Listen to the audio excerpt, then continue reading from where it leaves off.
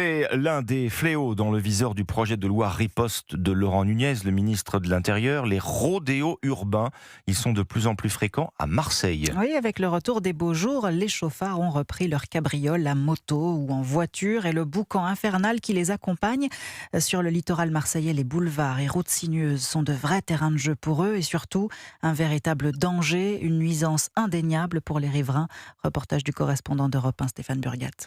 À la nuit tombée, au beau jour, c'est systématiquement la même musique sur le front de mer. Les riverains sont excédés. Ça peut commencer à 22h jusqu'à 7h du matin. C'est très très fort, ça empêche de dormir, même avec des boules qui cassent. Et on n'en parle que de ça dans l'immeuble. En fait, ici, je pense que c'est l'endroit où ils accélèrent. Mon proprio, il a investi 6 000 € dans des vitres phoniques. Et même avec ça, on entend tout. Deux grandes lignes droites, puis une petite route tout en virage serré. La voie publique devient un circuit de course, se désole Romain Garout, le président du comité de quartier des Goudes. Oui, ce sont de beaux virages qui sont des virages dangereux. Vous avez vite fait de vous rater. Le soir, ça passe à fond, ça monte en haut sur un parking qui aujourd'hui est délaissé pour se montrer qui cabre, qui savent faire ci, qui savent faire là, faire du bruit.